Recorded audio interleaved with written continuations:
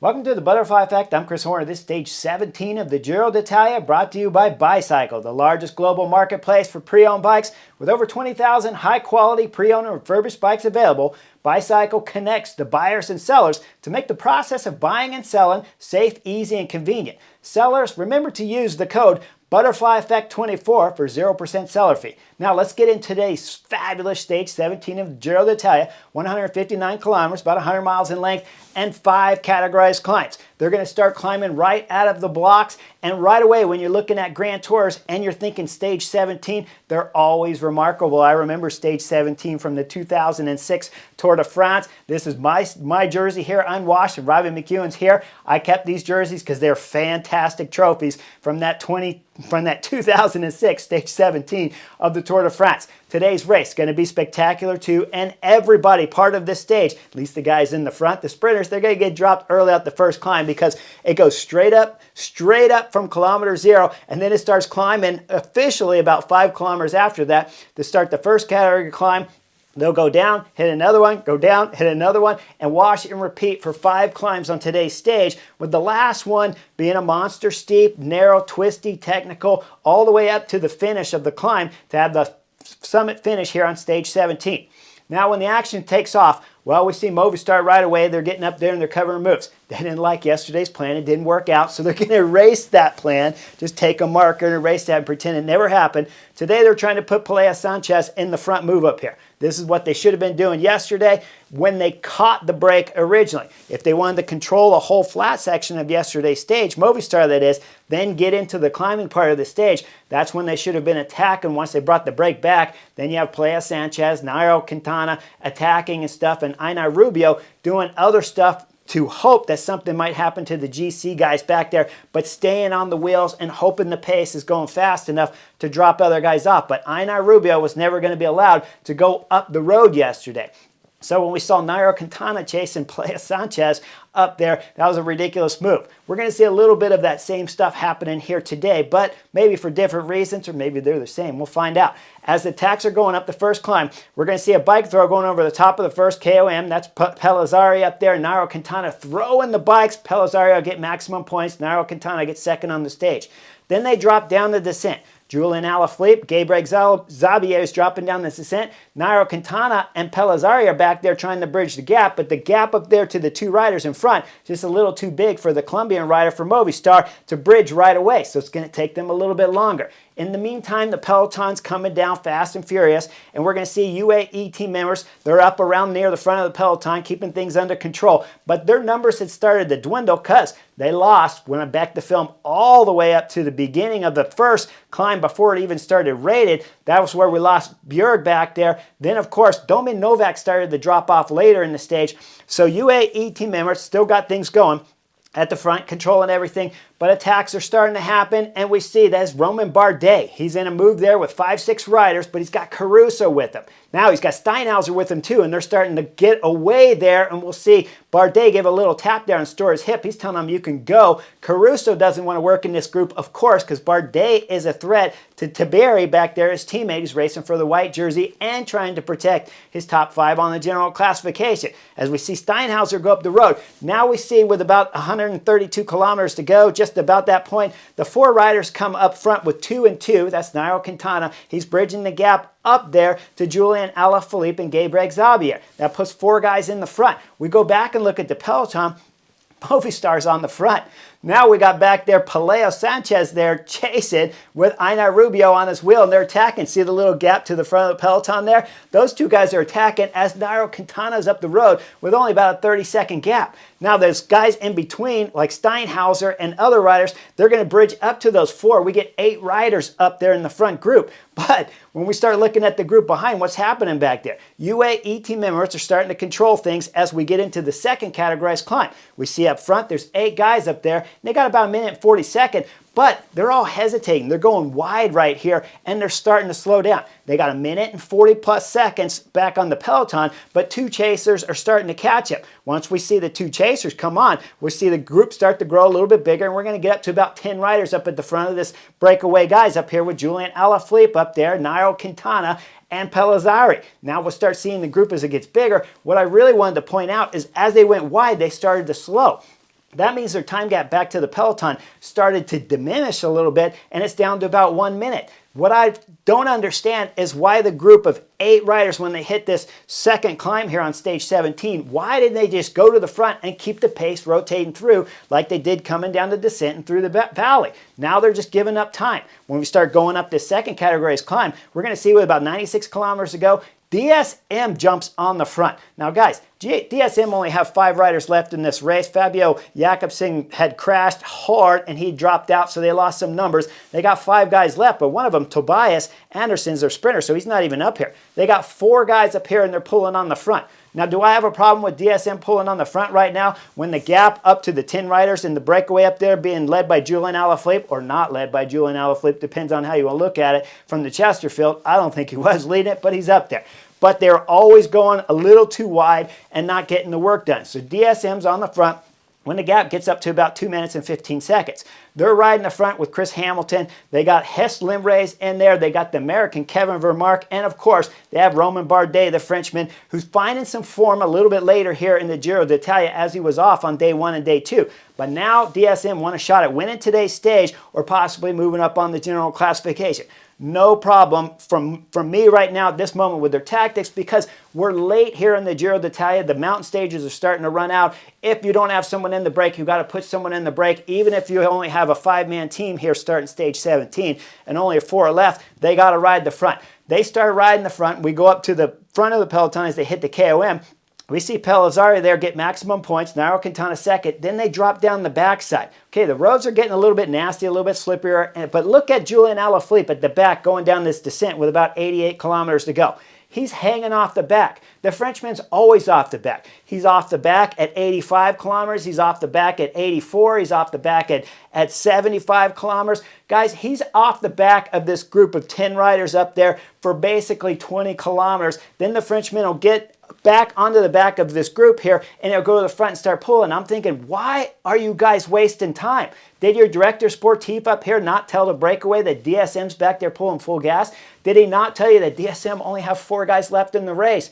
I guarantee you right now, there's probably only 2 of them pulling. Hess Limrays possibly is pulling, but for sure you're going to see Chris Hamilton pulling on the front because he's the one selling out for the other 3 guys, and maybe Hess Limrays up there, but they got to keep Kevin Vermark for the next climb. Now, once they come down, the gap starts diminishing big time. We'll see Julian Alaphilippe caught back onto the back of the break after 20 kilometers of hanging off the back when the Frenchman is fantastic through this kind of descent, should have been on the front. And if I back the film all the way up to the first climb before they went over the top of the KOM and Julian Alaphilippe was dropping down with Gabriel Xabieri, like I told you and described here in the video, he rode the front of the peloton a ton of time. I don't know if it was the whole time going up the climb because the cameras leave and jump forward and backwards. There's tacks left and right. But the Frenchman was on the front of the first category climb here on stage 17 for a ton. He went over the top. He's riding the front the whole time going down the descent till the break established. And then when they went over the second category's climb, now he wants to hang off the back for 20 kilometers. Instead of riding the front and putting pressure on DSM, you only have 2 riders back there to crack. I know sometimes when you're sitting on the Chesterfield and sometimes the commentators from Eurosport, they're like, the DSM's back there chasing. Yes, they are back there chasing. Officially, the Eurosport commentators are 100% correct, but they only got 2 guys back there chasing. Three of Kevin Vermark was coming through, but if he was coming through, for sure the DSM director is a knucklehead because you got to save someone for the next 3 climbs that are coming up. Now we come into the third category climb, the middle climb here on stage 17. Right away, we start seeing DSM has got in their sights right there, the breakaway guys up front. They're going to reel them back in. Gabriel Xabier, he's going to throw in some attacks, but DSM's going to reel them back in as we see Hess Limrays on the front. This is where the tactic from DSM starts going astray. If I take you back to yesterday's stage 16, Movistar did the same thing. They brought the brake back, then they started needing to launch Nairo Quintana, and they started needing to launch Peleo Sanchez to try to win the stage. At this moment, right now, DSM, they did a fine job. No problem. I don't care that you pulled UAE team Emirates throughout the first part of the stage because you had to.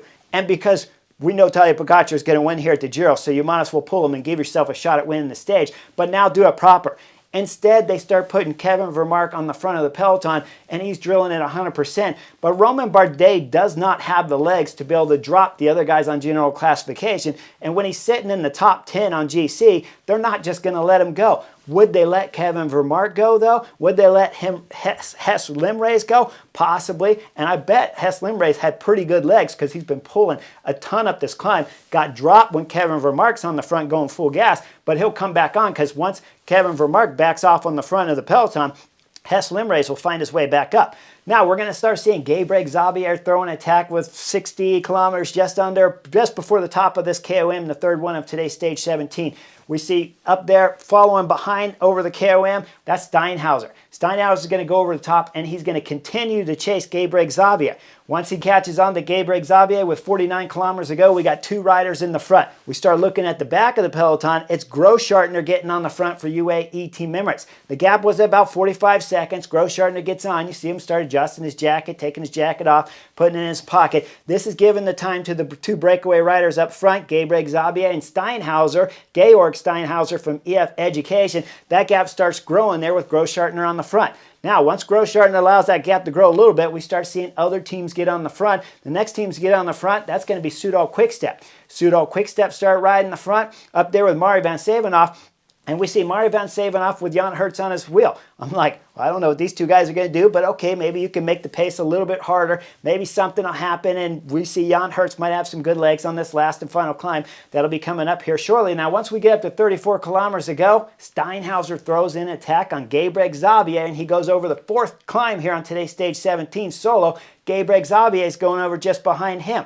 We're going to drop down the backside. Steinhauser's throwing everything into it because he knows it's all descent all the way into 12 kilometers to go to start the last and final climb. Gabriel Xavier is bombing the descent but can't make up any time on Steinhauser. When we look back and see what's happening in the peloton, INEOS is on the front. They got at least four guys up there. Ben Swift is leading the peloton. We see Narvaez is there, Geraint Thomas is there, and our Ensman's there. And UAE team members Tadej Pogacar is always in a fine position and always with his lieutenant, Rafał Majka, and of course with Grossschartner locked somewhere in and around Tadej Pogacar. We look behind him, I want to point something out. Danny Martinez, Bora Hansgrohe, he's been doing the last two climbs all on his own without teammates. They got dropped early in the stage 17, and this is a problem. You're like, why is it a problem, Chris? It's not a problem as long as you can sit on the wheel without any issue happening. But if you're flat, if you have a mechanical, he's got no teammates there. And remember, everybody's got teammates around him there in the top 10 of general classification. Even though the group is down to about 30, 35 riders right now, most of the top 10 have guys around him called teammates, but Danny Martinez doesn't. So if he's got to drop back to the car, he has no help back there and certainly no help if something bad happens to him. So Danny Martinez is in a little bit of a difficult situation if something was to go wrong right now. Now we go up to the last and final climb starting proper. We see Steinhauser has 2.5 minutes lead on the peloton. Gabriel Xavier is still back there, and we had a little Marco Frigo back there chasing too, but he's still off the back wheel there of Gabriel Xavier from Little Truck, so they couldn't get together. We see Steinhauser, he's throwing everything into it. He is taking no chances on this stage as we see him tucked in the tight aerodynamic position, going up this climb, making sure he can go as fast as he can. Because if you're sitting on the Chesterfield like I am, you're thinking Tadej Pogacar might just put his team on the front with his last final 12 kilometers to go. We'll start lighting it up, and all of a sudden a 2.5 minute gap can start to drop quickly. But when we go back and look at the peloton, it's not UAE Team Emirates on the front, it's Ben Swift. Ben Swift is setting the tempo, and he's losing time up there to Steinhauser from EF Education, while Steinhauser's going full gas with everything he's got on the pedals. We go back and we look at about 6 kilometers to go.